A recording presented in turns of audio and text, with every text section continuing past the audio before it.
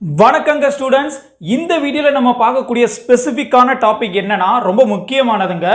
Metallurgy அப்படிங்கிற ஒரு யூனிட்டை நம்ம ஸ்டார்ட் பண்ண போகிறோம். எந்த ஒரு யூனிட்டை ஸ்டார்ட் பண்ணுறதுக்கு முன்னாடியும் அந்த யூனிட்டை பற்றின ஒரு சின்ன இன்ட்ரோடக்ஷன், அதாவது அந்த யூனிட்டில் என்னென்ன படிக்க போகிறோம், அந்த யூனிட்ல இருந்து நம்ம என்ன கற்றுக்க போகிறோம், அதனால நமக்கு என்ன யூஸ் அப்படிங்கிறதுலேருந்து எல்லாமே நம்ம ஷார்ட்டாக பார்க்கணும். அதுக்கப்புறம் அந்த யூனிட்டை பற்றின ஒரு சில முக்கியமான விஷயங்களும் பார்க்க வேண்டியது ரொம்ப ரொம்ப அவசியம்.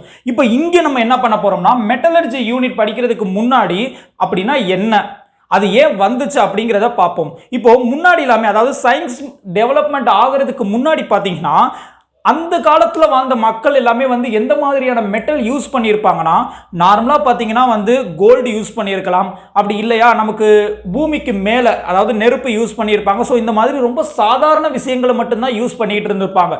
பட் நாட்கள் நகர நகர நகர சயின்ஸ் டெவலப்மெண்ட் ஆக ஆக மக்கள், அதாவது சயின்டிஸ்ட்லாம் என்ன பண்ணாங்கன்னா, பூமிக்கு மேலே இருந்து பூமிக்கு உள்ள, அதாவது பூமியை தோண்டி வேற என்னென்ன மாதிரியான விஷயங்கள் எல்லாமே கிடைக்குங்கிற ஆராய்ச்சியில் ஈடுபட்டாங்க. அப்படி ஈடுபடுறப்பதான் எக்கச்சக்கமான மினரல்ஸ் கிடைச்சிச்சு. அதாவது கனிமம் அப்படின்னு சொல்ற மெட்டல் கம்பைன்டு ஸ்டேட்ல இருக்கிற ஃபார்மேட் கிடைச்சிச்சு. அப்படி என்னங்கிறத நான் டீட்டெயிலாக சொல்றேன். ஸோ அப்படி கிடைக்கிற அந்த விஷயங்கள், அதாவது ஒரு மெட்டல் கோல்டு எடுத்துக்கோங்க, சில்வர் எடுத்துக்கோங்க, காப்பர் எடுத்துக்கோங்க, இதெல்லாமே நமக்கு டைரக்டா சில்வரும் டைரக்டா கோல்டும் டைரக்டா காப்பரும் கிடைக்குது. பட் இதை தவிர்த்து எக்கச்சக்கமான மோஸ்ட் ரியாக்டிவ் எலமெண்ட்ஸ், அதுல மோஸ்ட் ரியாக்டிவ் மெட்டல்னு சொல்லக்கூடிய அல்கலி மெட்டல், கார உலோகங்கள்ல எக்கச்சக்கமானது டைரக்ட் ஃபார்ம்ல கிடைக்காம ஒரு மெட்டல் ஆக்சைடாகவும் மெட்டல் சல்ஃபைடாகவும் மெட்டல் கார்பனேட்டாகவும் நமக்கு கிடைக்குது. அப்போ இந்த மாதிரியான விஷயங்கள் எல்லாமே எடுத்து அதிலிருந்து அந்த மெட்டலை செப்பரேட் பண்ணி எடுக்கிற ப்ராசஸுக்கு பேர் தான் மெட்டலர்ஜி. அதாவது உலோக கலவையிலிருந்து உலோகங்களை பிரித்தெடுத்தல், அதுக்கு பேர் தான் என்னது, மெட்டலர்ஜி. அப்போ மெட்டலர்ஜிங்கிறது எப்போ டெவலப்மெண்ட் ஆகும் அப்படின்னா சயின்ஸ் அண்ட் டெக்னாலஜி வந்ததுக்கு அப்புறம் தான் இது டெவலப்மெண்ட் ஆச்சு. அப்போ small definition about the metallurgy பார்த்தீங்கன்னா, the entire scientific and technological process used to obtain pure metal from its ore. அது என்ன சார் ஓர்? அப்போ ஓர்னா என்னங்கிறத பார்க்கலாம். ஓகே, அப்போ ஃபர்ஸ்ட் இதுதான் விஷயம். அப்போ நாட்கள் நகர நகர ஆராய்ச்சியாளர்கள்லாம் என்ன பண்ணாங்க, பூமிக்கு அடியில் போய் அங்கே கிடைக்கிற சில மினரல்ஸ் எல்லாமே எடுத்து நமக்கு என்ன பண்ணாங்க, அதிலிருந்து மெட்டல்ஸை பிரித்து கொடுத்தாங்க. ஓகே, அப்போ மினரல்ஸ்னா என்ன? First one, define minerals, a naturally occurring substance obtained by mining.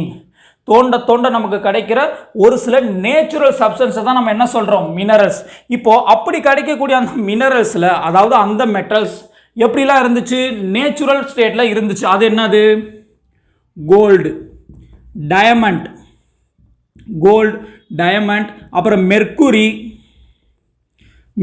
So இதெல்லாமே நமக்கு ஈஸியாகவே பூமி கடியில் டைரக்டாகவே கிடைக்க ஆரம்பிச்சிச்சு. இந்த கோல்டு, இந்த டயமண்ட், இந்த மெர்க்குரி எல்லாமே நமக்கு டைரக்ட் ஃபார்ம்லேயே கிடைக்க ஆரம்பிச்சிச்சு.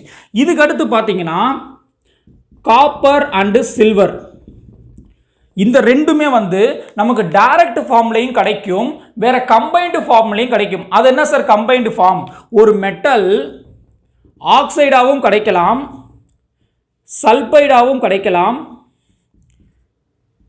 சிலிகேட்டாவும் கிடைக்கலாம், லைக் தட், இந்த மாதிரி எக்ஸெட்ரா. ஸோ இந்த மாதிரி ஒரு metal oxide, metal sulphide, metal silicate, metal carbonate, so இந்த மாதிரி கம்பைன்டு ஸ்டேட்லையும் கிடைக்கலாம். ஸோ அப்படி கிடைக்கக்கூடிய அந்த கம்பைன்டு ஸ்டேட்ல இருந்து நம்ம மெட்டலை பிரித்து எடுக்கணும்.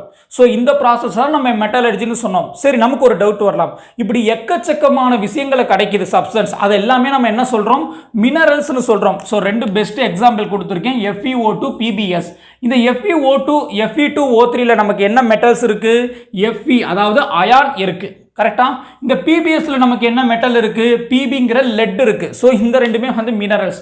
அப்போ பூமிக்கு அடியில இருந்து கிடைக்கக்கூடிய எல்லா சப்ஸ்டன்ஸையும் நீங்க மினரல்ஸ்னு சொல்றீங்க.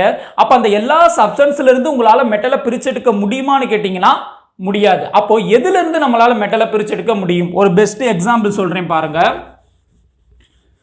எல்லா மினரல்ஸ்ல இருந்து நம்மளால என்ன பண்ண முடியாதுன்னா மெட்டலை பிரிச்செடுக்க முடியாது. ரீசன் என்னன்னா, ஃபார் எக்ஸாம்பிள் இப்போ பாருங்க, இப்போ இந்த ரெண்டு இது இருக்கு. இந்த ரெண்டுதுல நான் ஃபார் எக்ஸாம்பிள் இதுக்கு பேர் பாக்சைடுன்னு வச்சுக்கிறேன், பாக்சைடு. இதுக்கு பேர் சைனா கிளேன்னு வச்சுக்கிறேன். ஓகேவா? இப்போ இந்த ரெண்டுதுலையுமே காமனா இருக்கிற மெட்டல் என்னன்னா அலுமினியம். அப்போ பாக்சைடோட மாலிகுலர் ஃபார்முலா என்னது, Al2O3 NH2O. இதுக்கு என்ன வரும் சைனாக்லே Al2O3 2SiO2 2H2O. இதுதான் மாலிகுலர் ஃபார்முலா. இப்போ இந்த பாக்சைடில் பார்த்தீங்கன்னா வந்து உங்களுக்கு மெட்டல் வந்து இவ்வளவு மெட்டல் இருக்குங்க. ஸோ பாக்சைடில் எவ்வளவு மெட்டல் இருக்குது?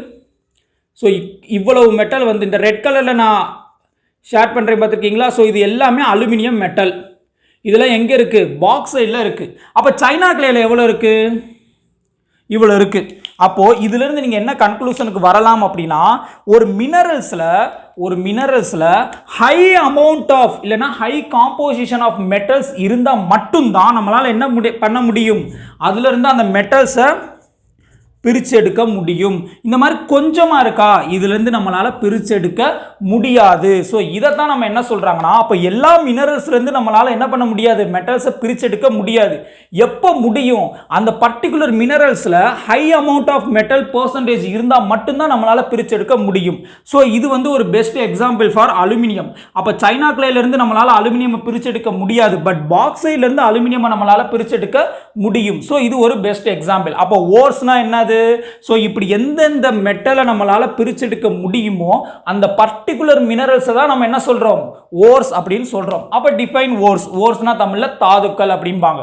அப்போ minerals that contains a high percentage of metals, minerals that contains a high percentage of metals from which it can be extracted conveniently and economically. அதாவது அப்படி பிரிச்செடுக்கக்கூடிய அந்த ப்ராசஸ் வந்து நமக்கு இயற்கையில் வந்து ஓரளவுக்கு சார்ந்தும் வேஸ்டேஜ் நிறைய வராமலும் இருக்கணும். ஸோ அப்படி தான் நம்ம என்ன பண்ண முடியும், அந்த மெட்டல்ஸை வந்து நம்ம பிரித்து எடுக்கணும்னு சொல்கிறாங்க. ஸோ அதை தான் நம்ம என்ன சொல்கிறோம், ஓர்ஸ்னு சொல்கிறோம். ஸோ இங்கே நான் பெஸ்ட் 2 எக்ஸாம்பிள் கொடுத்துருக்கேன். ஸோ இதுதான் வந்து பாக்சைட், அந்த இது வந்து ஜிங்க் சல்ஃபைடு. ஓகேவா, ரைட். அப்படி பார்த்தா எல்லா மினரல்ஸுமே வந்து ஓர்ஸ் கிடையாது, ஆனால் எல்லா ஓர்ஸுமே மினரல்ஸ். அப்போ இந்த ஒரு ஸ்டேட்மெண்ட் பெஸ்ட்டாக இருக்கும் பாருங்க.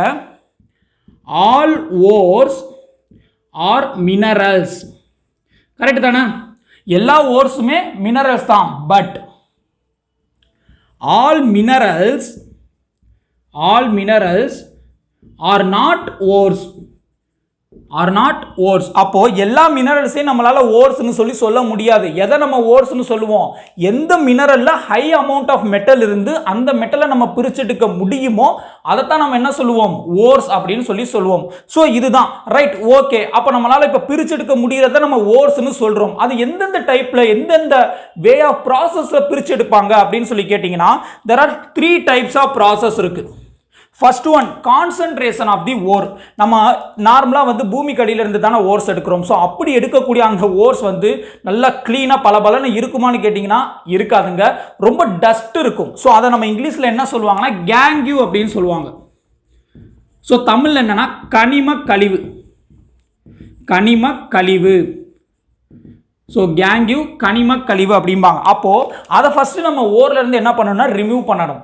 ஸோ அந்த ப்ராசஸ்க்கு பேர் தான் கான்சன்ட்ரேஷன் ஆஃப் ஓர்ஸ் அப்படிங்கிறாங்க. அப்போ கான்சன்ட்ரேஷன் ஆஃப் ஓர்ஸ்னா என்னது, ஃபஸ்ட்டு நம்ம எடுக்கிற அந்த ஓர்ஸ் வந்து டஸ்ட் பார்ட்டிகிள் நிறைய இருக்கும். அந்த டஸ்ட் பார்ட்டிகளையும் பியூர் ஓரையும் பிரிச்செடுக்கிற பேர் தான் கான்சன்ட்ரேஷன் ஆஃப் ஓர். சரி, இப்போ நம்ம ஓர்ஸை பிரித்து எடுத்தாச்சு. இப்போ அடுத்த ஸ்டெப் அதுலேருந்து மெட்டலை எடுத்துடலாமான்னு கேட்டிங்கன்னா எடுத்துடலாமுங்க. ஆனால் அப்படி கிடைக்கக்கூடிய மெட்டல் வந்து பியூர் மெட்டலாக கிடைக்காது. ஸோ 2வது ஸ்டேஜில் நமக்கு கிடைக்கிறது வந்து ஒரு இம்பியூர் மெட்டல் தான் கிடைக்கும். அதாவது 2வது process extraction of crude metal. அப்போ அந்த ஓர்ஸ்ல இருந்து நம்ம என்ன பண்ணுவோம், மெட்டலை செப்பரேட் பண்ணி எடுப்போம். பட் அப்படி கிடைக்கக்கூடிய அந்த மெட்டல் எப்படி இருக்கும், உங்களுக்கு இம்பியூர் மெட்டலா இருக்கும், பியூர் மெட்டலா இருக்காது. அப்போ அதை பியூர் பண்ண முடியாதான்னு கேட்டிங்கன்னா அடுத்த step refining of crude metal. 2வது ஸ்டெப் பார்த்தீங்கன்னா தமிழில் வந்து பண்படா உலோகத்தை பிரித்தெடுத்தல். 3வது ஸ்டெப் பார்த்தீங்கன்னா பண்படா உலோகத்தை தூய்மைப்படுத்துதல். அப்போ அப்படி கிடைக்கக்கூடிய அந்த இம்பியூர் மெட்டலை நம்ம என்ன பண்ணுறோம், பியூரிஃபை பண்ணி ஃபைனலாக பியூர் மெட்டலாக எடுக்கிறோம். ரைட். சரி, இப்போ இது படிக்கிறனால நமக்கு என்ன யூஸ்னு பார்த்தீங்கன்னா, இந்த மெத்தடு மூலியமாக தான் அலுமினியம், அயான் அப்படின்னு சொல்லி எக்கச்சக்கமான மெட்டல்ஸ் நமக்கு கிடச்சிருக்கு. ஓகேவா? ஸோ அப்படி வந்தனால தான் நமக்கு நிறைய யூசஸ், நிறைய இடங்கள்ல எல்லாமே ராக்கெட்லேருந்து பிளேட்லேருந்து நிறைய எக்கச்சக்கமான விஷயங்களை வந்து நம்ம பயன்படுத்திக்கிட்டு இருக்கோம். அறிவியல் சார்ந்தும் நம்ம நார்மலான ஒரு உபயோகத்திற்கும் நம்ம பயன்படுத்திக்கிட்டு இருக்கோம். ஸோ அதனால தான் இந்த யூனிட் வந்து ரொம்ப ரொம்ப ஒரு முக்கியமானது, எல்லாருமே கட்டாயமாக தெரிஞ்சுக்க வேண்டும் அப்படிங்கிற ஒரு யூனிட்ல ஃபர்ஸ்ட் லெசன்ல நமக்கு கொடுத்துருக்காங்க. ஓகே, ஸோ இதுதான் வந்து ஒரு ஸ்மால் இன்ட்ரோடக்ஷன் அபவுட் மெட்டலர்ஜி. உங்களுக்கு இதில் ஏதாவது டவுட் இருந்துச்சுன்னா நீங்கள் கமெண்ட் பண்ணுங்க, நான் ரிப்ளை பண்ணுறேன். Study curious with smile. நன்றிங்க.